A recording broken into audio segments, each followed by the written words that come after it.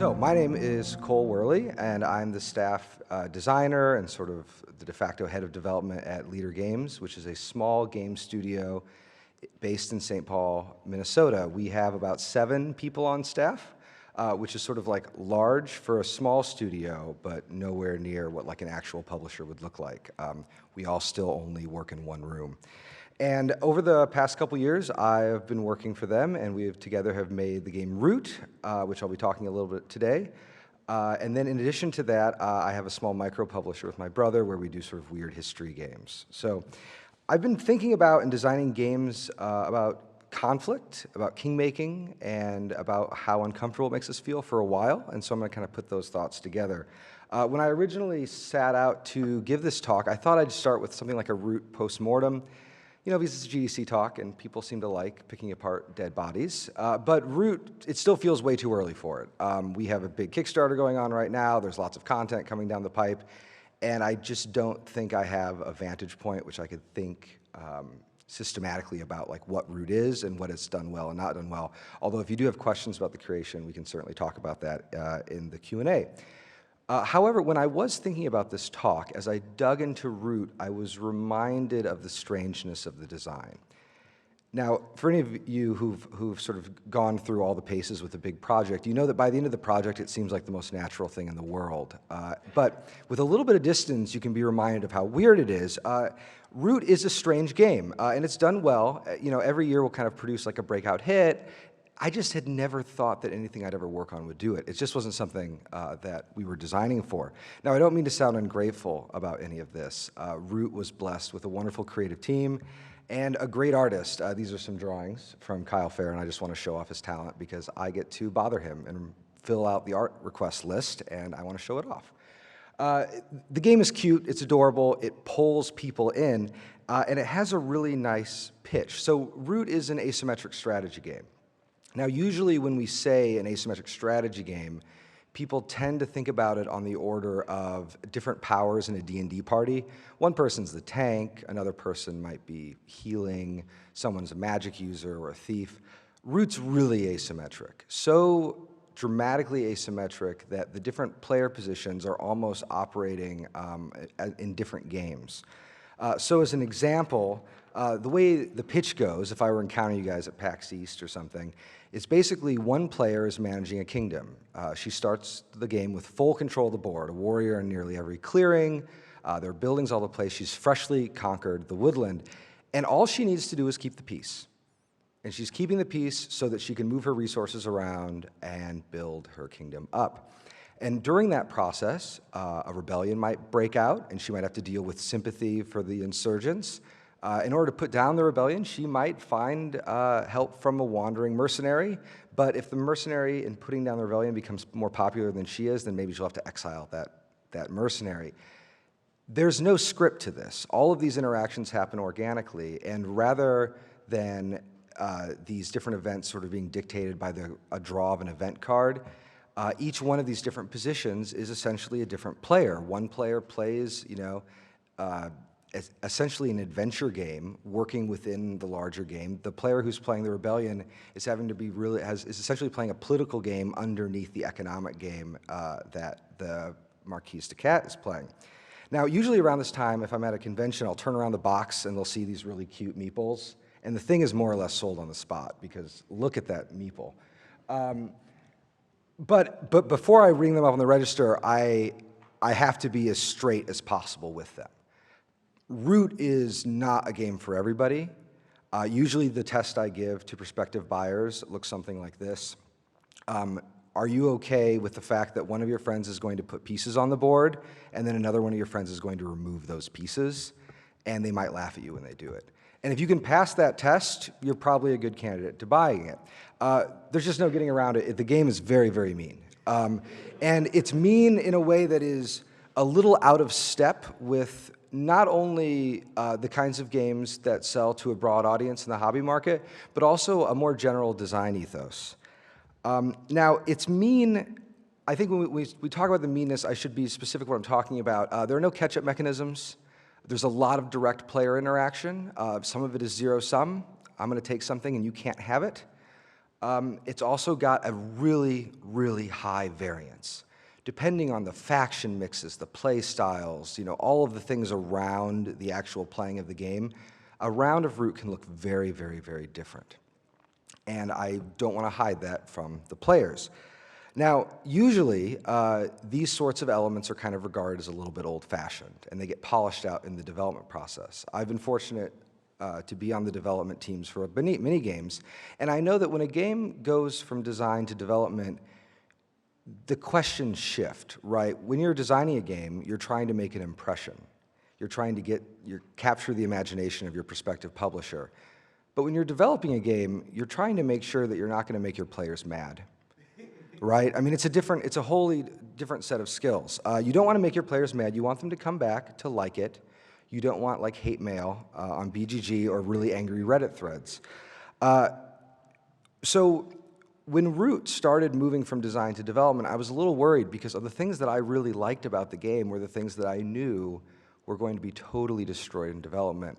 Thankfully, Patrick Leader, our owner and creative director, had the temerity to also let me be on the development team, which is an awful decision. You should never allow a designer to work on development. I really love development, and I love the process of cutting something apart that I've spent a year building. But I worked really hard to make sure that even as we made the game more elegant and as we sort of cut it up nicely, that the weird parts were the parts that stayed. So today I want to talk a little bit about the sharp edges of Root, the meanness of the game. And I want to do this not by talking about Root, but instead by talking about why we think of those things as sharp edges in the first place and what we might be losing when we don't explore them. And so in order to launch this exploration, I think we have to think about a sort of central term, and that term for me is KingMaking. Because ultimately, Root is a game about king-making. I always have like a good laugh when I see a thread and someone's like, oh man, Root, I heard that it has a king-making problem. And I'm like, it doesn't have a king-making problem, it is the king-making problem. And it's a political game. I mean, if you're making a political game, it makes sense that you're dealing with concepts like power brokers, right? But the fact that we oftentimes get friction there from people wanting to buy the game or from critics, I think suggests that we are currently in a tabletop era that is really locked into a certain kind of design ethos. So we're going to start by talking a little bit about king-making, and I'm going to try to trace why I think it's fallen out of fashion. And then I want to marshal a sort of like simple defense for king-making and then talk about some practical lessons for those would-be practitioners out there. So, king-making, the act of making someone king, it's pretty simple. The term is actually a little bit more interesting than that. It starts with this guy. There he is, Richard Neville, Earl of Warwick. By the way, you're going to get a lot of like stupid, no animation PowerPoints from me with old pictures because I come from an academic background, and that's how we do our PowerPoints. So this guy, Richard Neville, the Earl of Warwick, Warwick the Kingmaker, he was called during the War of the Roses. That title was used almost entirely derisively because he was, when we're back in the era of the divine right of kings, if you have someone, a human, deciding who to become king, that's an awful heretical idea. And so it falls out of fashion pretty quickly, although, and just a little note, so the game on the right is Avalon Hill's famous game Kingmaker, which I always thought was named after like the king-making problem, but is actually, no, it's about Mr. Earl of Warwick over there. Now, an interesting thing happens in the 18th century, so a few hundred years after that. The historian David Hume, right, you didn't think I was going to go there, but here we are, in the 18th century, he starts using the word kingmaker in a very positive way, and he loves Richard Neville, because for him, to be master of your age was to be in a position where you got to determine the course of history. And so the kingmakers are the real heroes, not the kings. Okay, so here, a slight bit of disclosure is needed. I love games when I get to make the king, even if I don't get to be the king. And oftentimes, I even enjoy the experience when it fires against me. When I was sort of looking for pictures deep inside of Board Game Geek, I stumbled into this one, circa 2006 in the Twilight Imperium. It's in the Twilight Imperium image gallery, guys. And this is a rare shot of me playing a game of Twilight Imperium at the moment someone has stolen the victory from me by passing an idiotic law. And this there's hatred in those eyes, but also that's a game that stuck in my mind. When I stumbled on this picture, which I'd completely forgotten about, I remembered so many things about that game, including the fact that we were playing in a weird, like, attic-y space, and we only had 3 hours to play, so we played a game of Twilight Imperium in 3 hours, if you can possibly believe it. So, even talking about KingMaking and thinking about the idea that it might be desirable for you to steal a victory from your friend and to be mean to each other, it provokes, even me, a fan of the genre, it provokes a really physical response. Like, my stomach turns a little and I cringe. This is strange because we all have opinions about games. You might like party games, or you might like games about panzer tanks in World War II, but your distaste for panzer tanks doesn't lead you to have your stomach turn. KingMaking, on the other hand, is attacking something really basic. And as someone who plays games and designs them and also tries to really earnestly study them, that physical response is interesting because it seems different from other ways of other preferences that we express about our games. So, why do we dislike KingMaking so much? Where does this dislike come from? Was it always with us? Is this sort of a new invention? I sort of want to start here with this really, really broad historical frame, because I think one thing that happens when we talk about games is we think about them as very new. And we like to think about, oh, you remember back when Catan came out? That was like the ancient age of board games, which is of course not true. But because the modern iteration of this art form is only 30 years old, we like to extend our timeline, and we think in gold ages and silver ages, and we're really talking about just a couple decades. So I think this is a very, very unremarkable thesis, but it's needed here.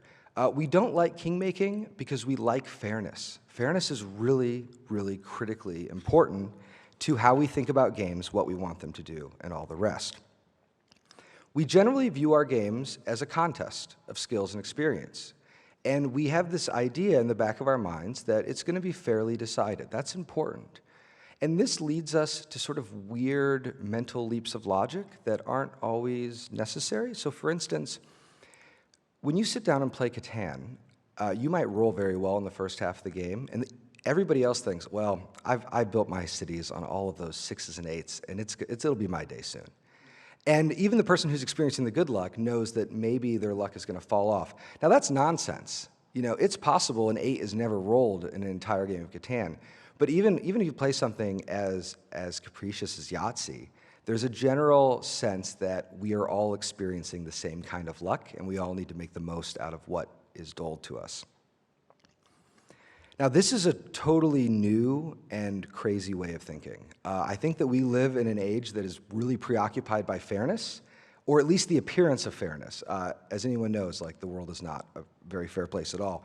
And this was a little more obvious when you go backwards. Consider, for instance, the Trojan War. See, I told you guys, I warned you. Fairness is pretty new. I mean, think about the Trojan War, right? Won by a tricky person doing a tricky trick, and how dirty of him to sneak a bunch of people in a fake horse. And in fact, Odysseus as a hero is prized for his guile. He's a trickster hero, and we love him for it. There's nothing fair about the whole thing. This can be broadly extended to a lot of the ways that people have written and thought about games since the inception of games themselves. Some of the first records of games of chess being played were games where cheating took place, and then people were often killed afterwards, which is why they bothered to write it in the first place. You can stumble upon that. If you just search history of chess and cheating, it is incredible the number of people who have died because they slid their, they just happened to find a way to put their queen on the board in the late game. There's a famous anecdote about Napoleon being awful at chess, but the other anecdote about Napoleon in chess is that usually at the end of his game, the person who's playing this would notice that both of the bishops were on the same color, but by that point Napoleon had whisked away and was doing some real conquering. But and it was actually there. I mean, I won't get into all this stuff because I could go on all day.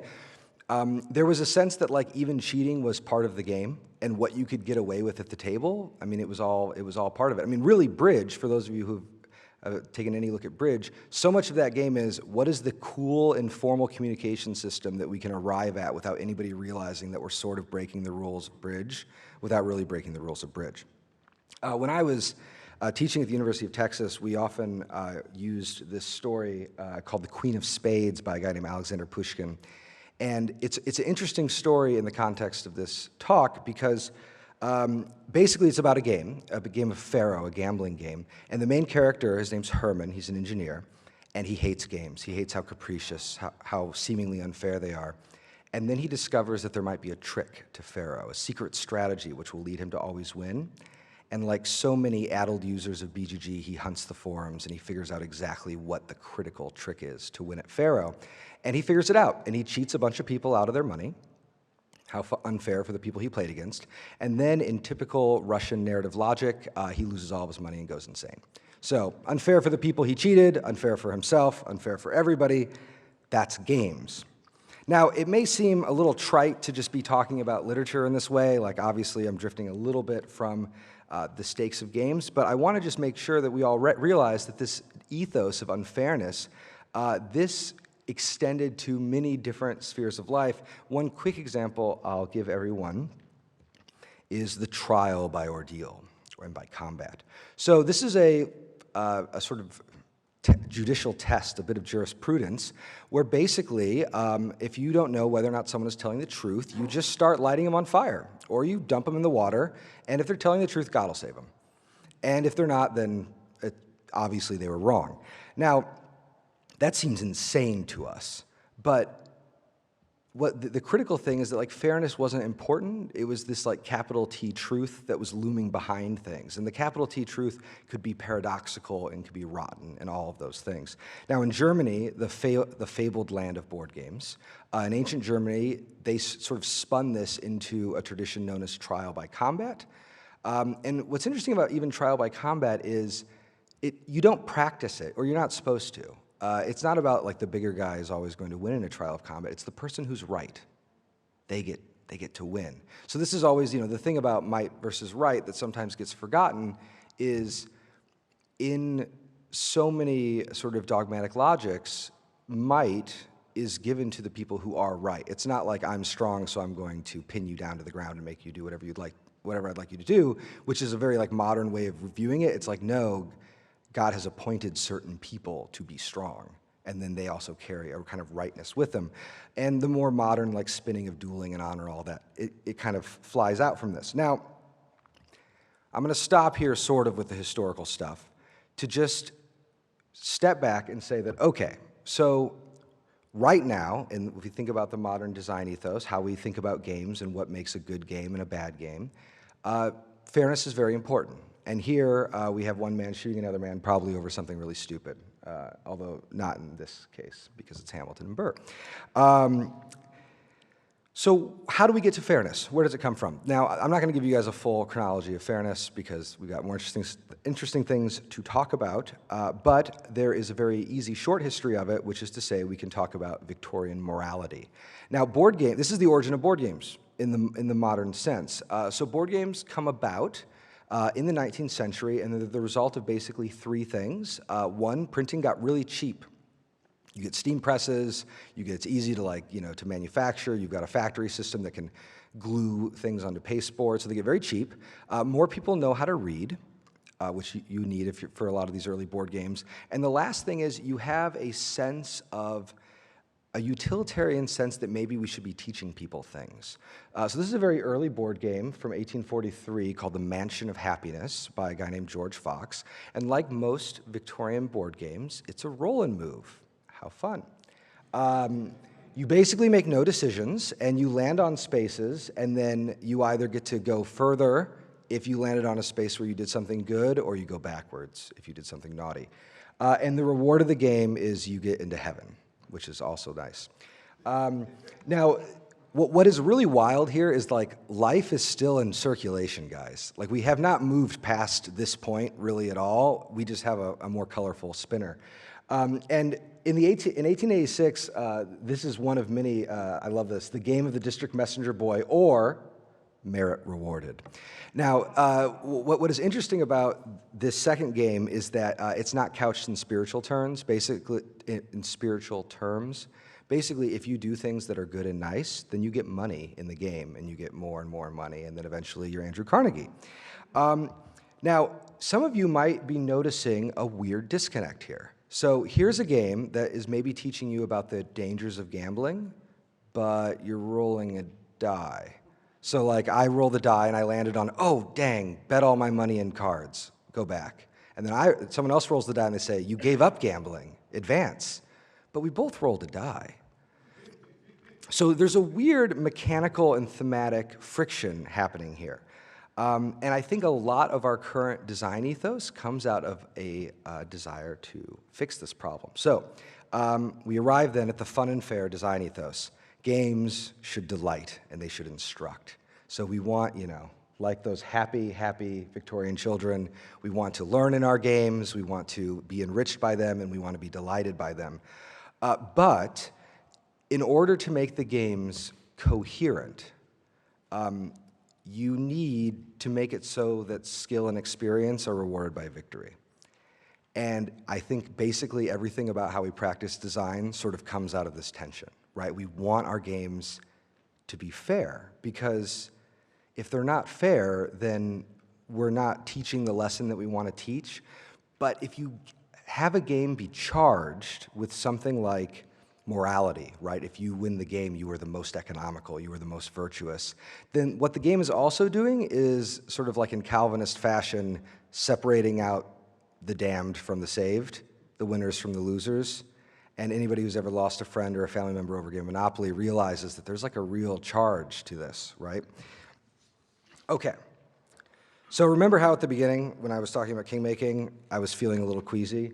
Looking at these Victorian children also makes me feel queasy, because I feel like fairness itself is a little storied, and when you start thinking about it, when you start thinking about the cool games that we're making as part of an ideological program, it makes the games a lot less cool.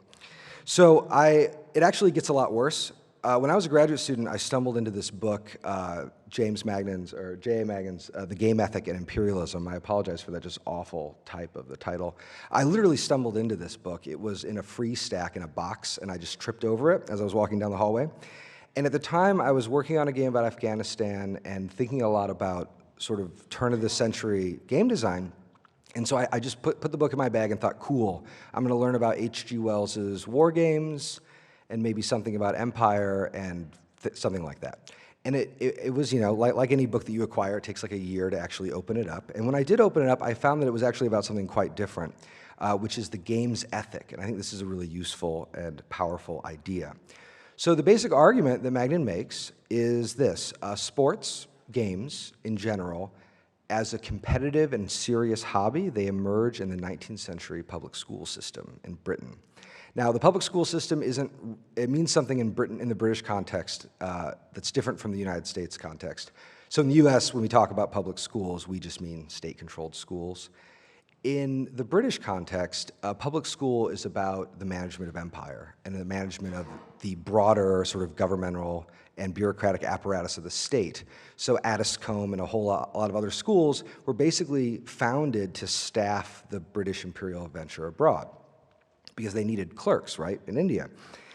So what Magnan talks about is like games, early games, were not about being fit or having fun. Like the delight part was just the lure. It was just the loot box to get you to play again. Actually, there was an ideological program at work, and here's how he describes it.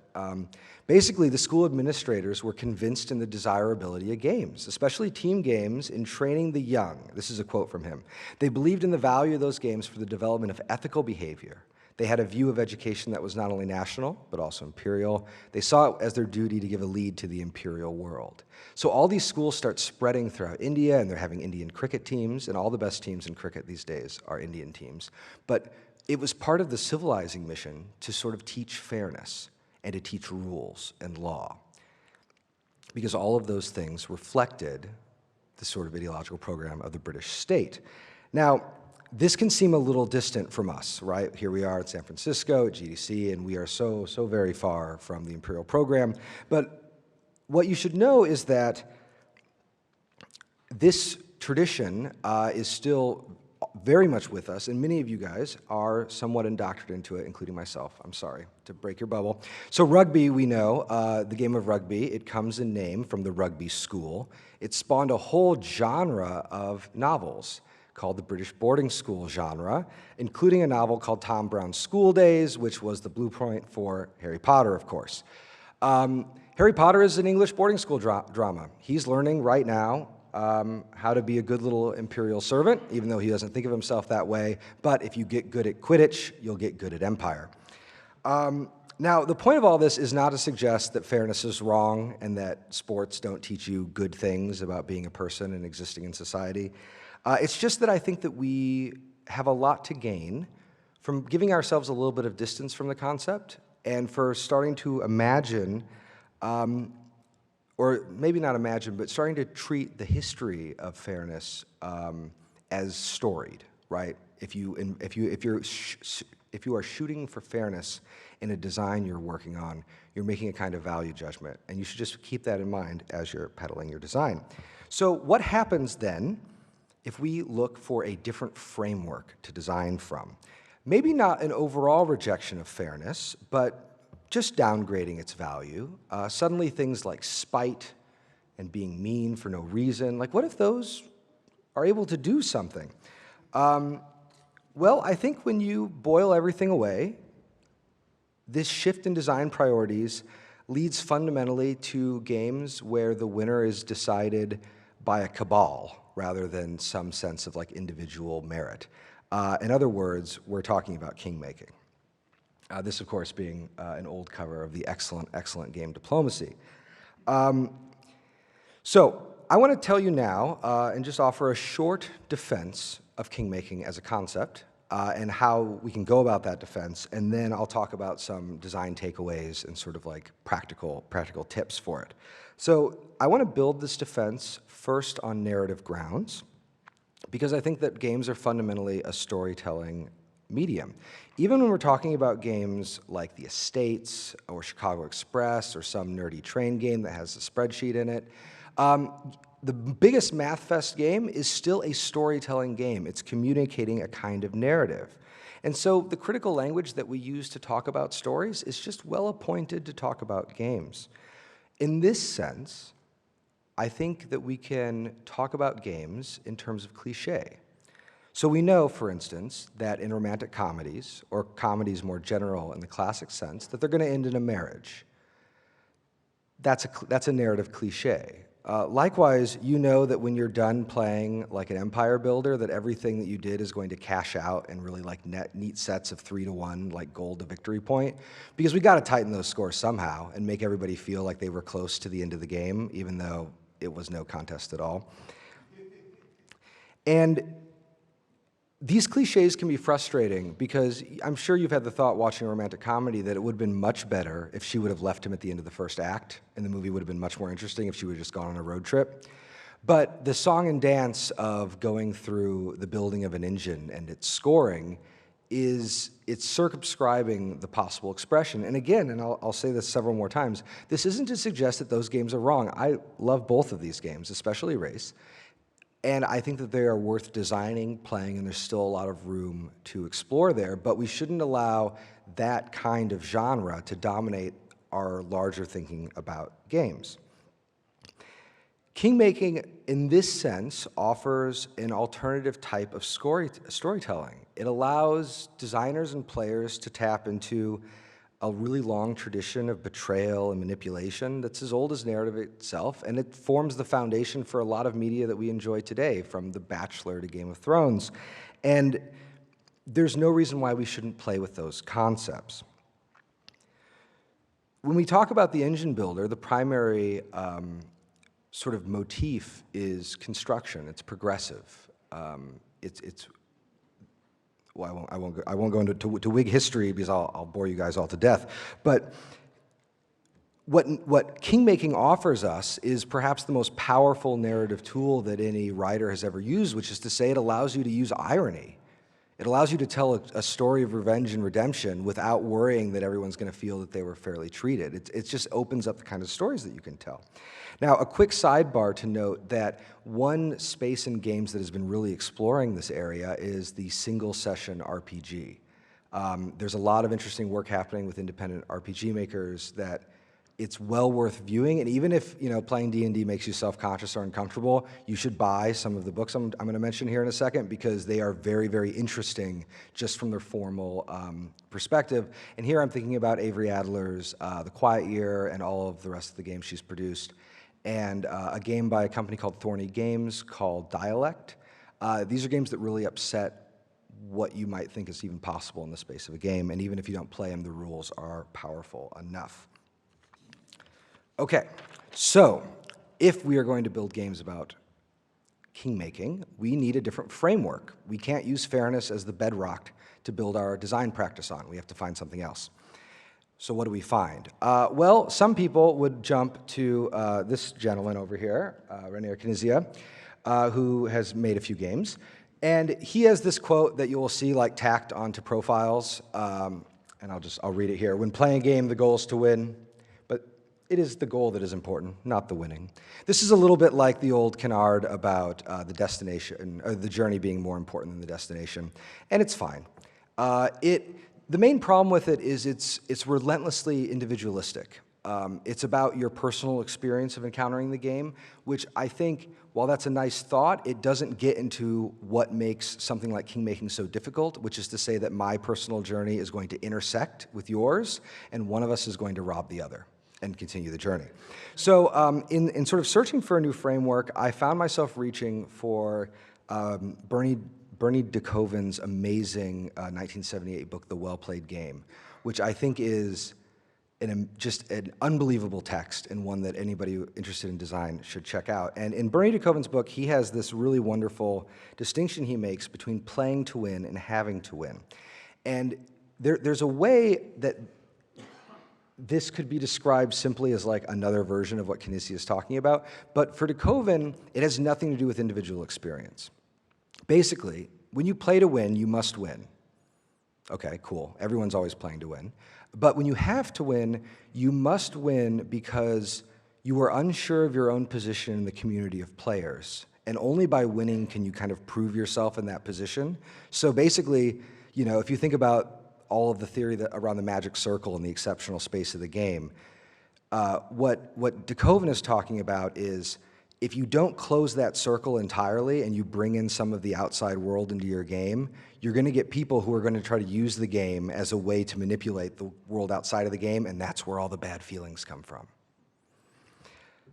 So he has a short note on this, and I'm just I didn't put this up, but I think for those of you who are interested in DeKoven's work, it can all be pretty much summed up in this kind of short little snippet.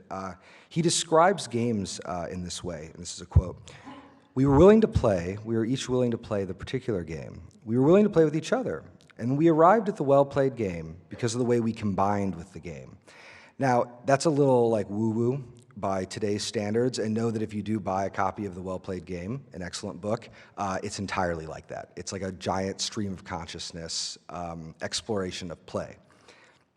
But I think what is so powerful about DeKoven's idea is to back out from the individual instance of the game and to really reassert the power of play as the thing that the game is allowing you to do.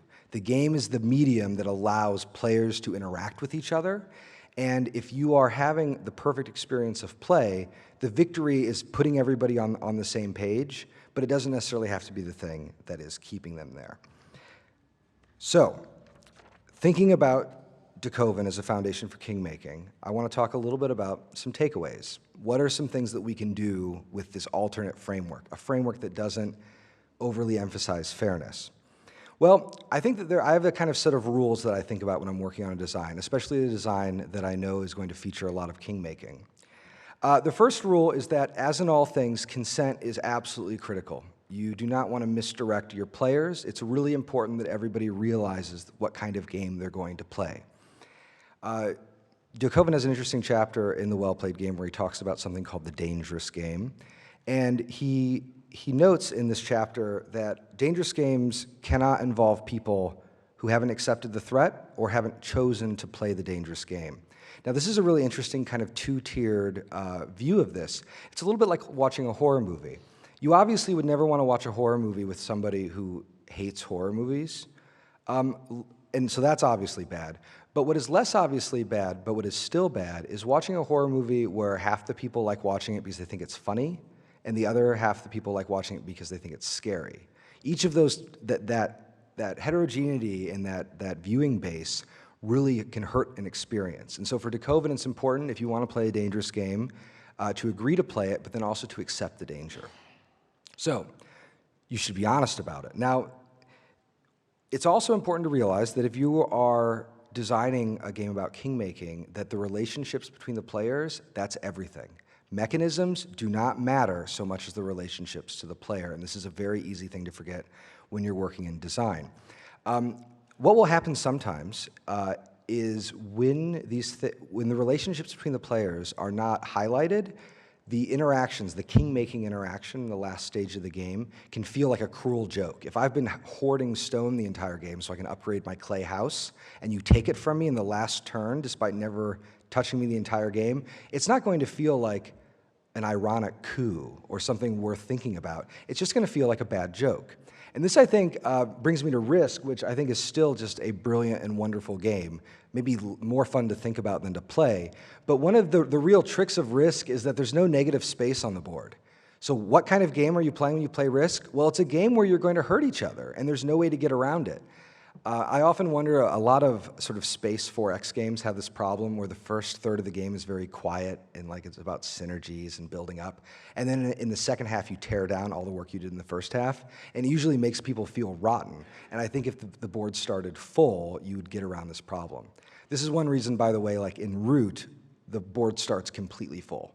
And the primary aggressor in the game, the faction called the Erie Dynasties, they're playing a program game where they are literally having to program in attacks so that they have sort of deniability. They're like, I didn't mean to attack you. It's just that's what I promised I would do for the rest of the game. Another note about this is another interesting line about like that kind of thematic and mechanical cohesion is a comparison between something like Inish and Blood Rage. So these are both like, if you look at just the boxes and the pieces, you're like, oh yeah, there's some war happening in these boxes. In Inish, you fight all the time. Oh, it's a fighting game. It's a very fighting game. But Blood Rage is really more of like a drafting game. It's like much closer to Sushi Go than it is to Risk. And that isn't to denigrate Blood Rage. I think Eric Lang's brilliant, and he did a good job with it. But it can create weird moments because there are times when like, you thought you were playing a drafting game, but then it slides into being a little bit of a war game, and it feels like not at ease with itself. Whereas in Inish, you're playing a drafting game, but the drafting game is entirely about action denial and about fighting. So the third thing I think that's very important is to give players diplomatic flexibility. There aren't villains in real life. We have partners and we have adversaries, and sometimes our partners become our adversaries, and sometimes we need to find partners in those who oppose us. No diplomacy system you design is going to be as clever as your players. So you want to try to give them the most creative framework that they could possibly exist in. I think this is one reason why turn-based strategy games, especially on the digital side, really struggle with their diplomacy systems. It's just hard to create the sort of freewheeling deal-making that you see in a game like Diplomacy in a digital space. The last takeaway is, I think, the most complicated one, and it's the one that I'm the most unsure of personally. And this has to do with the management of hope and of victory. So victory conditions, I think, are the most critical element of any game design. In my own practice, they are the very first thing that I put to page, and they are the last thing that I ever want to tamper with. The victory conditions put everybody together. They're like the script. Even more than the rest of the rules, the victory conditions bind the players together. But you run into a problem once another player can't win. And here I often think of Martin Wallace's 2001 game Liberté. One of the things that's great about Wallace titles is I feel like he must design very quickly because he doesn't cover his tracks. You can sort of see all of the development in the game just by looking at the final game. And so Liberté is a game about the French Revolution. It's an election game. But the way the math of the elections works out, certain factions, certain players are always going to be like way ahead. Like after the first election, a couple players are going to win like 8 points, and then you can even see it in the screenshot actually. Like those 2 people did very well, and everyone else is just dead last. And this will always happen. This isn't like bad play. And in fact, in the next election, those people who are ahead, they're going to get more ahead, right? And the way Wallace dealt with this, instead of fixing the kind of core math problem that was producing this result, is he created 2 alternate victory conditions, misery conditions are what they're actually called, whereby the players who are losing can kind of flip the table over, and they have totally different ways of winning that are so dangerous you would never do it unless there was no chance you were going to win by points. And what this does is even until the very, very last moment, all players remain kind of in the game. Now, this to me is a very good idea, and I like it, and I build alternate victory conditions into almost every game that I've worked on. But I wonder, too, if there's another way of thinking about victory that isn't so straitjacketed. And here I have to think about the games of Phil Eklund, because the thing about Phil Eklund's games, they're immensely complicated and goofy, and they're extremely random and mean. So this is a shot from High Frontier. If you can believe it, this is like 1/20th of what the board looks like, and it is that complicated all the way through. And in High Frontier, I once spent an hour planning a mission to one of Jupiter's moons, and then the mission was about halfway through, and I hit a radiation belt wrong, and one of my spaceship components blew up, and I spent the next hour, like hour of game time, attempting to rescue my poor astronauts who were drifting to one Lagrange point or another. And it was great. And there's this amazing thing about Eklund's games where the story that the game is telling is so bracing, is so powerful, that even when you're out of contention for victory, you don't want to unplug. You don't want to unimmerse yourself. And this is what usually happens. I mean, if the victory condition is the only thing that is immersing your players, then you need to create a system where the players always have a chance to win. But if the other storytelling techniques are giving them something, then the victory condition starts to be a little less important. So I want to close with a short quota, and then we'll have about 15 minutes for questions, which is to talk a little bit about video games, since this is primarily a video game design conference. So one of the funny things is that the space that I work in design, these multilateral conflict games, video games are really bad at them, like horrible. Like if you've ever played a game of StarCraft in the free-for-all mode, I'm just sorry. Because the games just aren't designed for it. I mean, even multiplayer competitive games, if you think about like something like Dota or any of the other MOBAs, I mean, or Counter-Strike, these are 5v5s, these are team sports. In terms of the actual like game theory, we're talking about formally 2-player games, even if they have multiple humans involved. Or cooperative experiences, something like Overcooked. Games just really aren't, digital games, they have a hard time with the free-for-all game, with the exception of something that's happened in the past couple years, which is to say the rise of the Battle Royale. I think that these are the most important games that have been developed since Minecraft, and probably even maybe more important because they are truly multilateral conflict games. And even if you hate them, if you've played them, you probably have memories from the games you have played. You've played games where you've randomly died, and then the rest of your squad has attempted to avenge you as they hunted your killer over the battlefield. And you watched them with rapt attention because even though your character was dead, you were still in the game. They have the amazing storytelling capacity. When we talk about open world games, we usually are not talking about open worlds so much as a very full world where every nook and cranny of a setting has like all these little side plots and branching narratives in it. For my money, the Battle Royale games are the only true open world games out there because it's really emergent what can happen. You have no idea the kind of story that each match is going to tell, outside of the fact that you need to spend your first 10 minutes feverishly looting before you get shot. And you know, I've been talking mostly about storytelling and not so much like mechanisms and strategy, although we can go into that in the Q&A if you'd like. But one thing I will say is these games also produce really interesting strategic concerns. If you are on, you know, a hill watching the last 2 squads, or maybe the last 2 squads fight and exhaust themselves, you might want to intervene and get that loot. But if you fire your weapons, you might telegraph your position to those squads or to another squad that might be watching you. There are all these concerns about position and exposure and supply. These are really interesting strategic concerns that are only made possible because we're dealing with a multilateral conflict. So in short, I think that by looking at games which are about kingmaking and which really frankly address problems of multiplayer and rather address problems of the multilateral design, let me start that over.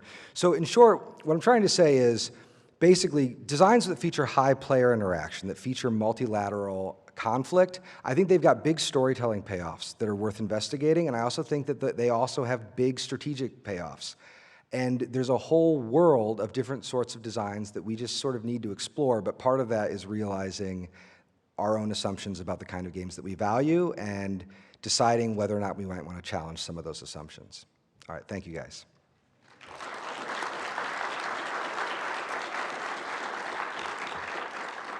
So there's a mic in the center of the room. I'm happy to take any and all questions relating to this talk or anything else.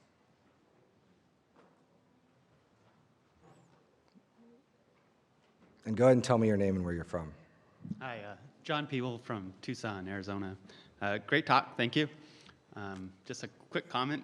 Just played Liberté 2 weeks ago and pulled off a Royalist win in turn 3. Very satisfying. Excellent. And 2 questions for you. First, you mentioned about the disconnect between luring players into an experience they might not be prepared for. Can you talk about any concerns your team had about the cute art and the actual gameplay of Root? So that is a great question. Thank you. John, right? Correct. So we work a little strangely compared to other game studios. So in terms of other publishers. So we're a little game studio. We all pretty much work in one room, and then our artist is remote. And we take every project we work on from the cradle to the grave all together, which means when Patrick said, hey, I want to do an asymmetric strategy game, and I said, cool, I want to make it be about counterinsurgency, the question of where we set it and how it appears, that was a day 2 question for us. And we spent a lot of time talking with our artist, Kyle Farron, about how we were going to go about presenting it. And early on, we kind of arrived at a strategy, which was, so there are sort of 2 problems with introductory war games. Problem 1 is introductory war games play nothing like actual war games. They're like and I think Blood Rage is quite instructive here, right? Like Blood Rage is a drafting game. It's not a war game, I think, in any kind of meaningful sense, and I don't think anybody, that's a bit of a straw man. I don't think anybody would necessarily defend that. So that's problem 1, right? So we wanted to make sure that if this was an introductory game, that it was actually like going to show people what the other games looked like. The other problem that introductory games have is that they try to bring people into the hobby, but they do it in a way that isn't actually that accessible. So like Blood Rage has really like intense art. It's just a lot of like blood and brawny guys. And even like Memoir, which is a little more cartoony, is a game for like your uncle or dad, right? It's like, oh cool, World War II, yes. So we wanted a theme that really tried to broaden things out. And so Kyle we were working on this adventure game, and Kyle was setting it in this sort of Robin Hood-esque animal world. And it occurred to us that that actually might be the perfect way to theme the game because it gives you a kind of step of distance from the violence a little bit. So the meanness in Root isn't often nasty, it's more like comical. And that distance we could use to put a lot of actual like really harsh interaction in the design. So we sort of calibrated it to give people enough space to address it. We also, so this came up in the Keyforge talk, which I thought was really interesting. We really consciously avoided any direct theming when it came to the design. Because I don't care if your Woodland Alliance are Marxists or if they're like militia radicals. I want the players to be able to kind of like fill in the ideologies. So all the different player positions are presented with some ambiguity so that the players can kind of project and inhabit the world. And one of the best ways we could do that was kind of putting it in this storybook setting. Thank you for that question. And then one more for you. Go ahead. A lot of talk has been made about the Coin series and that being somewhat of an influence. I was just curious if they were an influence on this design. So they were totally an influence. I've been playing the coin game since Andy and Abyss first came out. I try to wear all my influences on my sleeve as best as I can, so I talked about the coin games, and I think a lot of people were expecting it to be a little bit more closely modeled after the actual mechanics of a coin game, but by the time the design comes out at the other end of my process, it's hard to track where the influences were. So the thing I wanted from the coin games was the tension between the different player positions. I didn't really care about the actual mechanical framework that maintains those tensions. So I think that, if you want to see the comparison between the influences, you find it less by reading game reviews of a coin game compared to a root game, and you find it more in the way people talk about the games and like the after-action reports. Thank you. Thank you. All right, we've got like 10 minutes, so I'm gonna be a little bit quicker in my answers. Yeah, Go this is ahead. probably going to be a quick one. I'm Hans from Stockholm, Sweden. All right. Big fan of your work. Thank you. For the most part. But that's on me, probably. So I've been enjoying, but I'm also a bit puzzled about people are like consuming games, digital games and board games through Twitch nowadays, right? Like Yep. rather than playing it yourselves and enjoying it, you're watching other people enjoy it. How do you think like king-making games or games that feature a lot of king-making, is that more fun to watch people play? Yes. I mean, it is not an accident that Fortnite and Apex are like all you see on Twitch. There is something about the storytelling potential of these multilateral conflict games that lends itself really well to viewing. And we found, so I've done a little bit of streaming. We actually just built a streaming setup in our office for Games of Root, and we found it was really active. People were really into it, just coming by and watching. And one place sort of in meat space that I can talk about this is at a convention we have a weird way of demoing Root. At least if I'm working the floor, this is what I try to do. So we set up the game, we give you a little demo, and then you play it for 15 minutes, and then we kick you out and we put in the next group, but we don't reset the game. And so you inherit the player position of the idiot who is sitting there before you. And what's interesting is people will come back to the booth and they'll be like, "Oh, how did my little vagabond do? Is he okay?" And I'm like, "No, he's not. Everything's messed up." And it speaks to that storytelling power and the fun of watching and of sort of moving those stories to other forms. We get a lot of like Root fan fiction and fan art, and I think it's in part because like the storytelling is so open. Cool. Yeah, thank you, Go. Yeah, thank you. Hey, I'm Mark from Creative Assembly in the UK. A lot of what you said about king-making really rang true with my enjoyment of games, but what would you say is the main ways you've looked at to discourage king-breaking? Can you define king-breaking? King-breaking is where you get players who take pleasure in not helping someone else to win, but stopping someone. Yeah, this is a really essential question, right? Because I think that a lot of this has to do with the framing of the question. So the way I tend to view it is you want to create an environment where you are going to be the person who is made king. And so if you're thinking about a strategy guide, for instance, if you're worried about players bashing the leader, there are ways of playing a little bit more defensively that are going to give you coverage, and also then cultivating the kinds of alliances that are going to like spring to life. So one thing, I didn't talk about diplomacy much in this talk, but one of the really interesting things that you see sometimes happen in high-level diplomacy games is people will make agreements that are contingent upon the actions of other players. So I'll say like, look, hey Turkey, I know you don't want to fight Austria, but if they fight me, can you commit? And so creating those kinds of like informal coalitions that will then have inertia to them in the late game can get around some of those problems. You are still going to get situations where everyone is going to gang up on the leader. For me, that's just a phase of the game. So like in Root, the classic time this happens is there are these dominance cards you can play where you basically you kick off your victory point marker and you say, look, I'm going to win the game if I control this part of the map. As soon as someone plays that, everyone is going to pile on you harder than at any time other than the game. It's going to be ridiculously unfair, which is why you have to plan and create a situation where you know you're going to be able to withstand it. So basically, so the other thing, the more practical answer to your question is that I think strategic inertia is really important. So if players are going to lunge into you, it's going to do things to their late game, and if you are going, so like basically, if you give people too much tactical flexibility, then it's never going to be able to tell a story because it's always going to feel like there is no inertia to your own choices. But if you give inertia to those choices, then you can get around some of that problem. Does that make sense? Yeah. It's a little bit of a scattered answer. Sorry. Go ahead. Hi, I'm Chris Camiso. I go to school at the Rochester Institute of Technology for Game Design Development. I have a question about a board game I'm developing. Okay, hit me. It's similar to Blood Bowl, and we have like a neutral piece, which is just a disc, and it's basically Ultimate Frisbee with death gladiators. Okay. And we have, and I really don't know if it's a super issue. That's kind of what I was here to ask about. So we have several very legitimate kind of surrender board states where if you've lost all of, say, X kind of piece, it's a very good idea to just surrender because the game will take another 10 minutes to end, and you're not going to win. It's just not going to happen.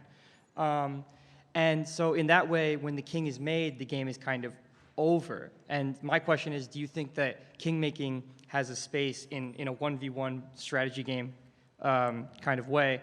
And if so, how could I, in very gentle terms, if you can't really go into specifics, that's fine because you don't have that much time. Sure. Keep it so that, the king doesn't just kind of cause the game to end. Yeah, I mean, my general rule about this in my own practice is that games should be over the moment they're over, which is to say as soon as the thing is decided, the game should organically come to a close pretty close. Mm-hmm. So for instance, in the redesign of Pax Pamir, the game I worked on about Afghanistan, as soon as one player is ahead by 4 points, it's a pretty huge lead, and the game is just over. So there's this sudden death condition that even on the very first scoring round, which is maybe 20 or 30 minutes into the game can be over.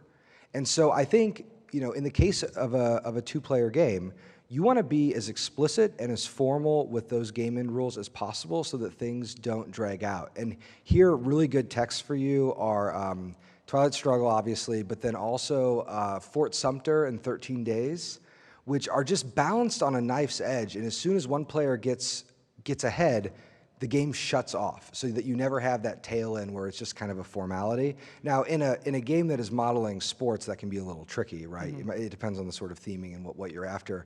But I would say in general, don't be afraid of sudden death conditions. Just make sure, absolute sure that they are communicated to their players very clearly.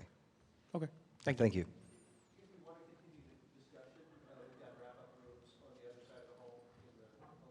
All right, cool. I'll repeat that here. If other people have questions or if you want to talk more about the Blood Bowl game, I'll be in the wrap-up room on the other side of the hall. All right, go ahead. We've got time for a couple more questions. Rick from the MIT Game Lab. So I love Decoven, and I actually wish more players would read them. I'm sorry, can you repeat that? Oh yeah, I love Decoven's work, and I wish actually more players could read them, to really understand, how can we play well together. And I'm wondering, what do you think publishers could do to encourage these kinds of game mechanics or even play communities? Well, I feel like I'm able to get away with it because I have never worked on a title that's been meant for a general audience. Mm-hmm. I've been lucky to have a small core audience that I sort of got through Phil, the guy who designed High Frontier, and which I've been able to kind of borrow. And then even with my work at Leader Games, we have a core audience that sort of knows the kind of work that we do. Growing that audience takes titles like Root. It essentially, an existing audience where you can get enough of that audience to be playing that game, and then encouraging people who say, oh, well, I've never played a conflict game, but I guess Root's doing well, I want to try it out. And that's the moment when those audiences grow. So for a publisher, it's difficult because I feel like at least from my perspective, the main issue when I have my publisher hat on is who's our audience and how can we serve them really, really well? And questions of audience expansion are kind of secondary to that, but ultimately I think the kind of thing that you're talking about is finding ways to grow those audiences. And my short answer to that is we just have to make the stories that the games are telling so compelling that they can't be ignored. Thank you. Hi. All right, last question. I'm Julian from the game Monster Prom from Barcelona. And the question I had, I found interesting what you said about the Battle Royale games keeping losing players within the game thanks to emerging storytelling, and how this is encouraged by, in this case, by being very multilateral. But if you have thought into this, what could you say, as they come to mind, another potential building blocks to create emerging storytelling on a video game to keep the players, even if they are losing. So you're asking specifically, how do we take some of these lessons into the video game space? It could be also for tabletop games. It's like how you encourage this emerging storytelling as a way of keeping Sure. engagement. Yeah, so I think that in general, and we're just about out of time, but I have a short but I think good answer to this question, which is to say what you're doing when you are doing game design is you're giving players a language to exist in a world. And you have to pay a lot of attention to how that language is built, because some languages are going to be quite restrictive in the stories that you're allowing them to tell, and other languages can be quite capacious. And I think a good example of this is something like Fantasy Flight's Netrunner. When Netrunner first came out, it was easy to make fun of the fact that they were calling actions clicks, and they had like invented this funny little dialect to talk about their game. But what it did is it immersed players in the world so that even when you were talking about Netrunner, you were still playing Netrunner. And so I think from the design perspective, give your players a language that is as expressive as the game itself and really well appointed to talk about the world that you want them to exist in. Okay, thanks Thank you for very that much. question. All right, and thank you guys for all the questions and for coming.